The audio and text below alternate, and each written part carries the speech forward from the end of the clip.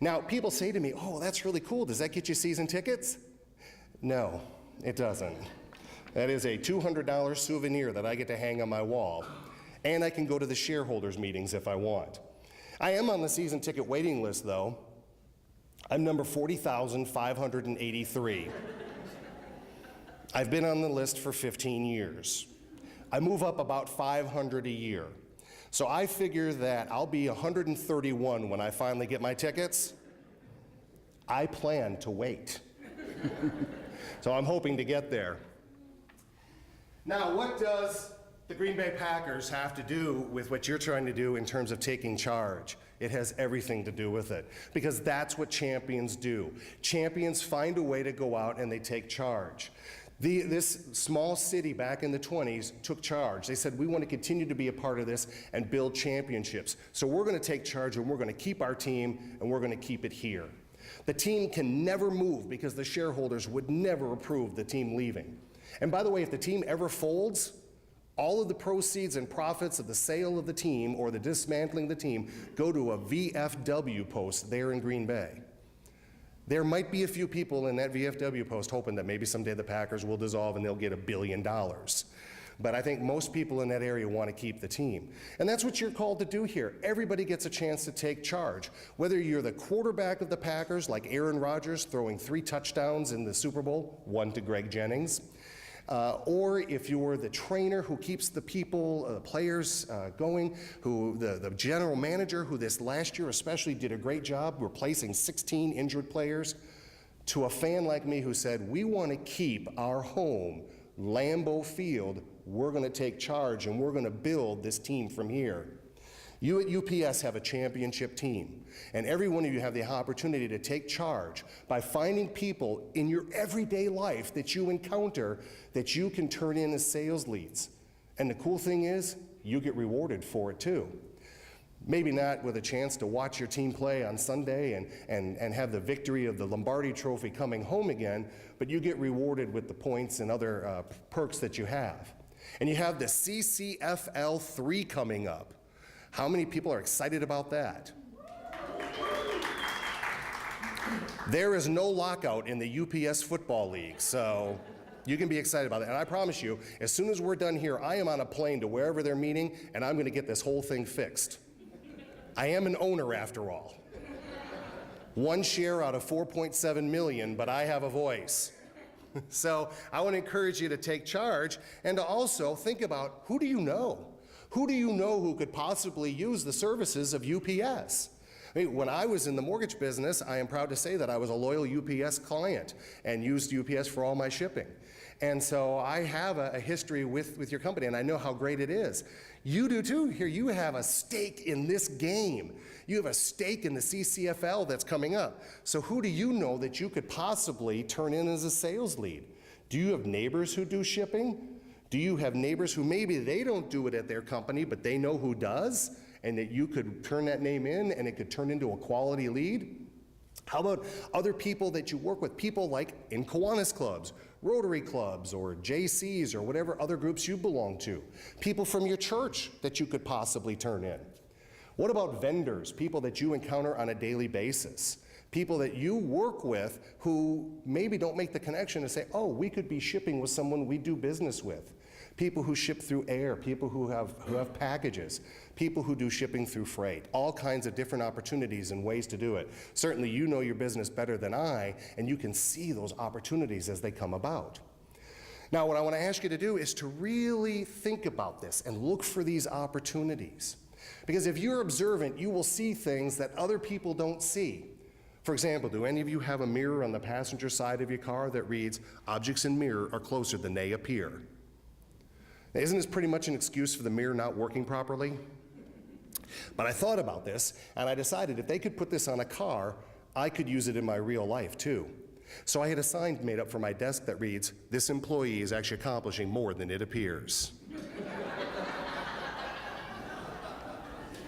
And if any of you do that this afternoon, I get a royalty payment.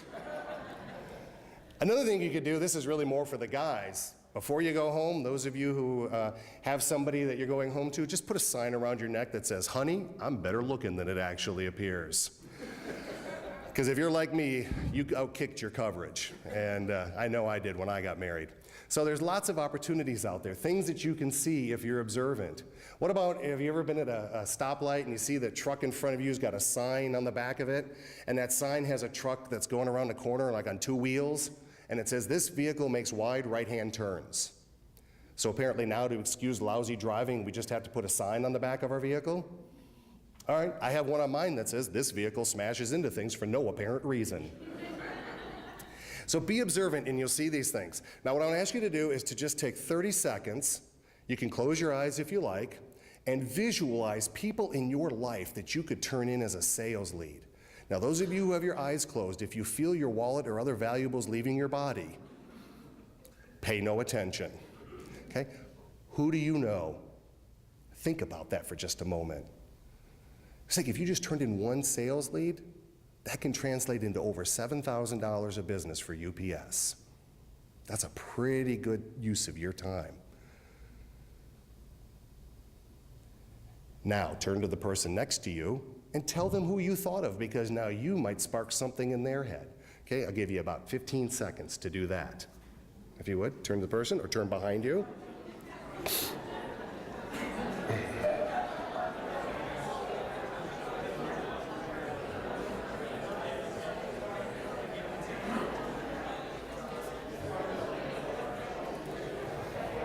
All right, if you would come back with me. Now I want to give you a chance to share your ideas, and I'm going to ask Tom to help me out. Tom, if you would take these. I got a prize for you, and Tom's going to have to come out here because in the interest of space here and everything, instead of calling you up, if you could just raise your hand if you have a sales lead that you want to share with us, you're going to get a little prize. So who's got one that they'd like to share? An idea, not necessarily even a name or place, but just someone you thought of that you just shared with the person next to you. Yes, sir. Say that. Dry cleaners, absolutely. Tom, would you go give him one of those bumper stickers? That's a bumper sticker that says, "This vehicle smashes into things for no apparent reason." Now, sir, I don't know if you're a driver or not, but I wouldn't put that on your truck. In fact, perhaps there's another company whose trucks we could put those on. You know, talking about opportunities and that other company, I was recently at my bank and I went in to use the ATM, and in the amount of time it took me to use the ATM and come back out, that other company, one of their drivers had parked his truck perpendicular to my car so that I couldn't get out. Yeah, I wasn't too happy about that. And so I went into the bank to try and find the driver and ask him if he could move his truck and express my displeasure to the banking manager about that. He wasn't in there.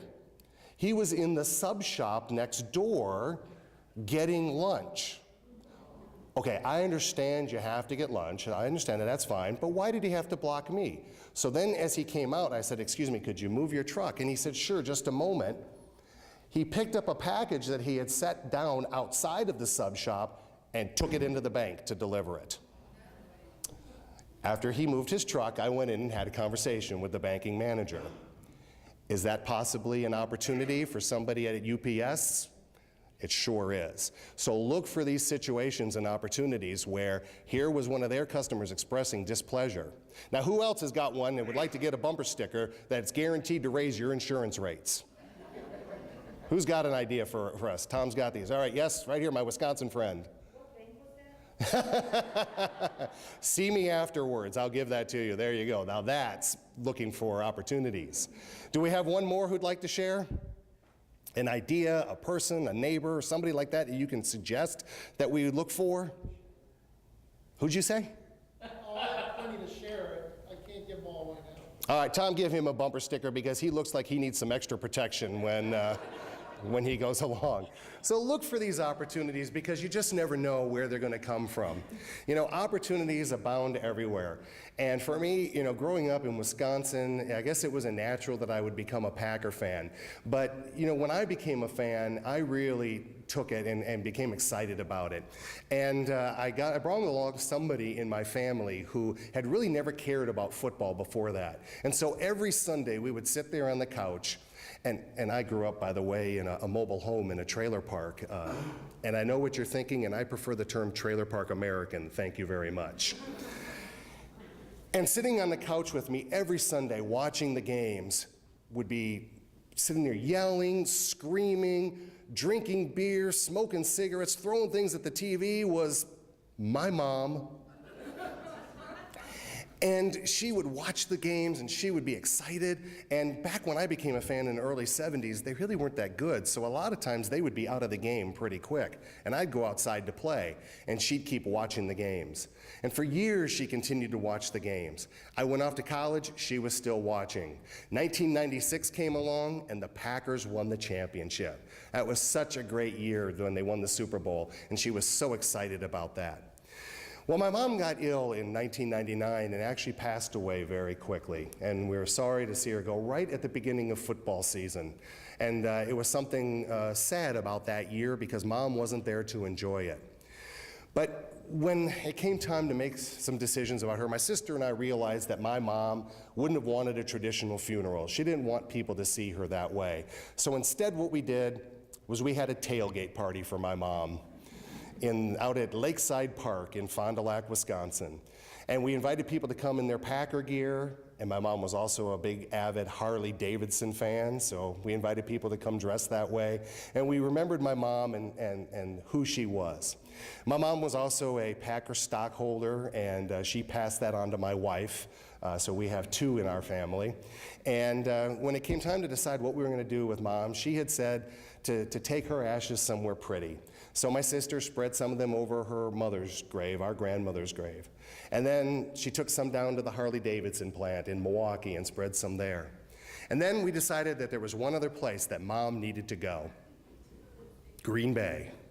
And so my wife and I we drove up, and then we snuck onto Lambeau Field's parking lot in their area, and we spread some of Mom's ashes at the gate where she went in for, she only ever went to one game, so we spread some ashes at that gate, and we spread some at the entrance. And then we went over to the practice field, because my mom's thing, whenever she would watch the games, she would always be yelling, "Get him, get him, get him." And in those early years, she was saying it a lot because the other team always had the ball. And then, once we got better and we had the ball, she'd be yelling, "Go, go, go," so that they would get touchdowns. And so we went over to the practice field and spread some of my mom's ashes there. That way, every day, the players will hear reverberating in their head either "go, go, go," or "get 'em, get 'em, get 'em." And whenever people ask me about my mom, I tell them, you know, she is in a better place: Lambeau Field.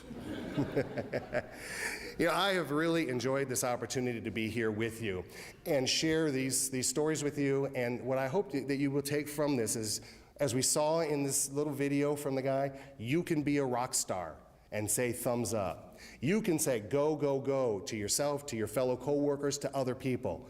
And when it comes to these leads and take charge, I want to encourage you to get them, get them, get them. Thank you so much, UPS, for a great time. I hope you have a great rest of the day. Thank you very much.